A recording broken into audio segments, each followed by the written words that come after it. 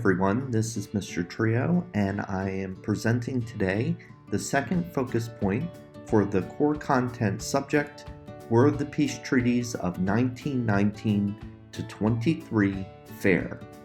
If you haven't seen the first focus point video, please stop and take a look at that one. There will be a link here in the video, because a lot of what we will be discussing in this video relates to some of the material that we built upon in the first chapter.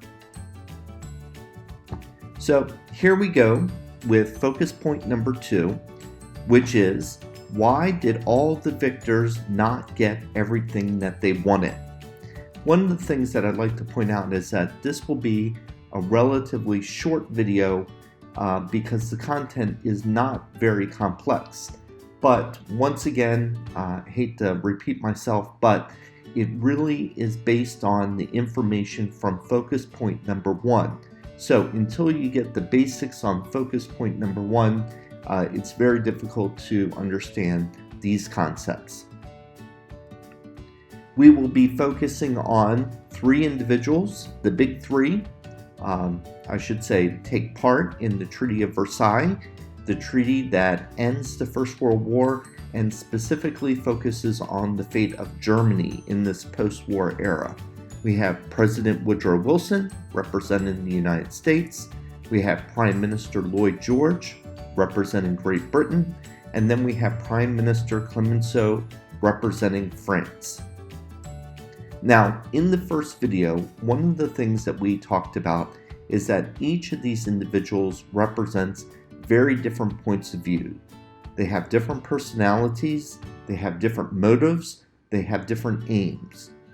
And because of this, it makes it very difficult for them to hammer out the peace treaty at Versailles. And essentially, the big concept from our first video that you may remember is that the Treaty of Versailles is all about compromise. Now, let me give you a practical example of compromise. Let's imagine that Mr. Trio has decided to have a huge party at the end of the year for the year 10s. And Mr. Trio says, we can do anything you want, but only 2 items. And some people say, oh, I want brownies. And some people say, no, chocolate chip cookies, they're the best. And then other people say, no, let's have a pizza party. And some say, I am not going to have a lame-ass pizza party. If you can imagine, somebody might say something like that. Others may want M&Ms. Some people might ask for carrot sticks, but I'm sure that they would be made fun of, so that would be put aside immediately. Some people want sandwiches, and some people want potato chips. So the dilemma for the end of the year party might be that if we could only select 2 of these, which of the 2 would it be? And essentially, different groups of people who like different things would have to work together in order to essentially compromise, give and take on what the party would entail.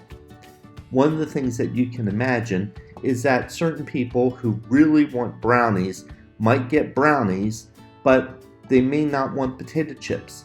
But they might have to allow the other side to have potato chips in order to get the brownies that they want. I hope this is a good, clear example of something that might happen in a classroom at the end of the year. So we're going to look at 3 major topics which are a part of the Treaty of Versailles settlement. The first one is disarmament. Disarmament meant reducing Germany's navy, specifically its submarine force, reducing its army, knocking out conscription, which means that the German government cannot recruit civilians to be in their army. They also have to reduce the number of standing soldiers, and they also have to demilitarize the Rhineland. If you may remember, that's the western region of Germany, which is the border between Germany and France, that buffer zone. Now, if we look at this topic of disarmament, who among the three likes this idea? Well, in a way, they all three agree, but for different reasons. Woodrow Wilson likes this idea of disarmament because it fits into this mold of the new world order of Europe that he would like to see. Prime Minister Lloyd George likes it because it helps to reinforce that Britain's navy will remain strong. And Clemenceau likes it because it helps to reduce the threat that Germany may pose to France in the future. So, as far as topics go, even though they like disarmament for different reasons, they all agree that it's probably a good idea and it's an important part of the treaty to keep Europe safe in the future. But what about another topic?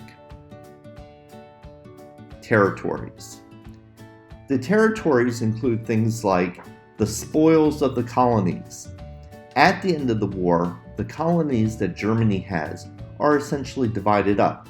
Britain gets a large number of them, France gets some, and even Japan, which we haven't talked about so much, but was also an ally to the US, Britain, and France at this time, gets some of the colonies. They also redraw the map of Europe, and there are new nations that are created, such as Czechoslovakia, which is composed of countries from Germany and also the old Austrian-Hungarian Empire, which was an ally of Germany during the First World War. And then finally, territories mean the reduction of resources that Germany has. A lot of the areas that are taken from Germany include areas like iron ore rich areas, coal areas, lumber, timber, those types of things. So, who would like these territorial changes that are made during the Treaty of Versailles? Woodrow Wilson would not like the idea of continuing to have the colony system, because you may remember from his 14 points is that he wants a free, democratic self-determination of nations in Europe and elsewhere in the world.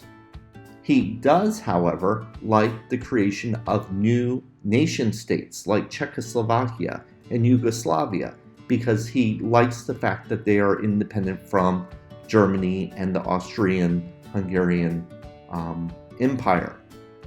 He is not so excited about Germany's resources being taken away, because he feels that these are very harsh conditions that may pose future problems. Prime Minister Lloyd George also has a mixed feeling. He likes the idea of getting all these colonies for Great Britain. He also likes the idea of the new nations that are being created in Europe. But he is somewhat opposed to Germany's resources being taken away from them, because he wants a strong Germany in order to be a trading partner with Britain in the future. Clemenceau has no problem with any of the territorial changes. He likes France's new colonies. He doesn't care or like the new nations that are created, but most of all, he likes the fact that Germany's rich resources will be taken away from them, because that helps to ensure that Germany will be less likely to attack France in the future. And then finally, our last topic, the League of Nations. Who likes it? Nobody. League of Nations is the brainchild, as you may remember, of Woodrow Wilson. However, in the end, the US does not join, because President Wilson has to get permission from the United States Congress in order to ratify the treaty and join. Britain doesn't like it because essentially it gives them more responsibility to be the new policeman in Europe, to monitor things. And Britain did not want to sign up to be the policeman of Europe. And last but not least, France did not like the League of Nations because essentially they wanted something along the lines of the old alliance system. Clemenceau wanted the United States and Great Britain to essentially pledge their loyalty to France, that if France were attacked in the future, that they would come to their rescue. So, in the end, this very important point that Woodrow Wilson insists on in the treaty is one of the huge failures of the Treaty of Versailles. It's such a big deal that when we get to Chapter 2, we will be talking entirely about the positive and then later the negative things that come out of the League of Nations. So, in your textbook, there is an exercise on page number 13 that talks about the positive and negative features. What I would recommend is to take a little time and think about how each of these different countries looked at the Treaty of Versailles in a positive and negative way. For the purposes of this video, let me highlight some of the main important things that I think you should think about.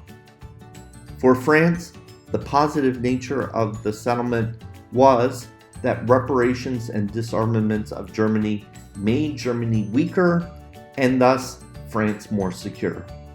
The negative aspects for France is that they did not secure that mutual assistance from the United States and Great Britain, and it's one of the reasons why Prime Minister Clemenceau would later lose the election in France and lose his position as Prime Minister. The United States, the positive nature is that Woodrow Wilson got to see these new nations being built in the old Europe, and these empires come to an end. The Kaiser, who was the monarch of Germany, disappears. The monarch of the Austrian-Hungarian Empire disappears. The old Ottoman Empire becomes Turkey. So, in many ways, Wilson would have approved of this new Europe that is emerging after the treaty. The negative aspect, of course, is that the USA does not become a member of the League of Nations and actually becomes a very isolated country, having the advantage of having that Atlantic Ocean between it and Europe allows them to kind of go along with their own affairs. Positive nature for Britain is that it gets a lot of new colonies, a lot of new resources, and with the disarmament of the German Navy, they essentially have this superiority when it comes to naval warfare and also trade. The negative aspects is that Britain fears that Germany is too harshly handled in the treaty and that this will cause later problems. Thanks for joining me for this shorter video on focus point number 2. This video will be on our Google Classroom site, and you can view it at a slower pace or download it if you wish. Thanks again for joining me, and send me any questions that you might have.